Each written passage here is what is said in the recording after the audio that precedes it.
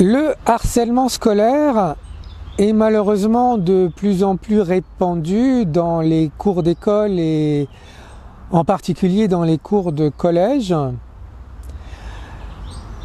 Je ne m'attarderai pas trop sur les causes de manque d'encadrement, je dirais, ni de la mentalité de ces établissements.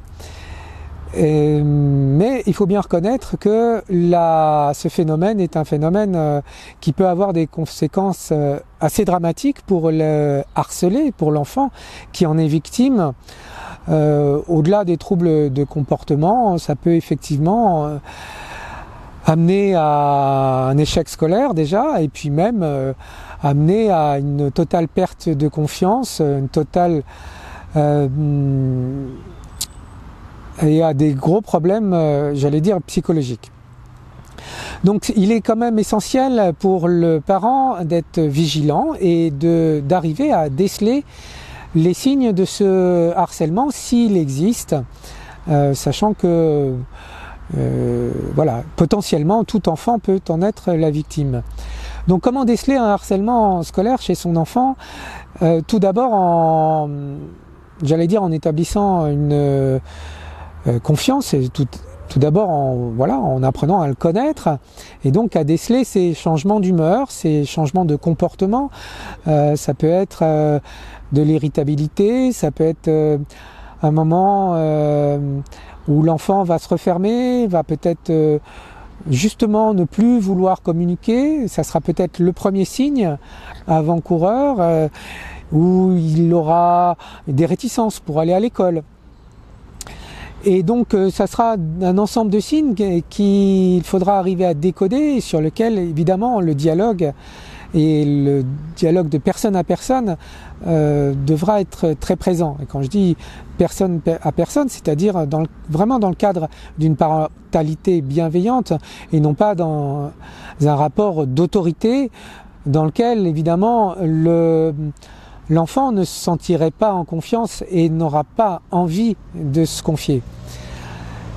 Donc, premier point, arriver à déceler les changements de comportement. Ça peut être aussi une baisse d'appétit par exemple. Et ensuite arriver à établir cette confiance pour que l'enfant finisse par se livrer et puis arrive à parler de ce harcèlement. Sachant que plein de freins vont l'empêcher de parler. Ça peut être la honte, ça peut être l'envie de s'en sortir tout seul, puisqu'il grandit, ce serait aussi pour lui une façon de s'affirmer. Il ne sait pas qu'il a besoin d'aide, mais il veut justement s'en sortir tout seul. La peur aussi de représailles, etc. Plein de facteurs font qu'il peut ne pas avoir envie de se livrer. Donc ça va être aux parents d'arriver à le mettre en confiance pour qu'il explique et qu'il donne des informations suffisamment précises des faits, de ce qui s'est passé, et des personnes, parce que ça peut être une, mais c'est souvent un groupe. Et une fois que le harcèlement est établi, il faut évidemment tenter d'y remédier. Et là, c'est une deuxième étape qui n'est pas simple non plus, puisque si c'est un harcèlement scolaire, il va falloir faire appel à l'équipe encadrante, qui n'a pas forcément les moyens, ni le temps, ni la possibilité d'agir auprès des autres enfants.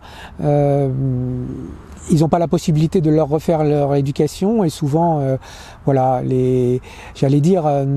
l'équipe encadrante n'est pas suffisamment présente.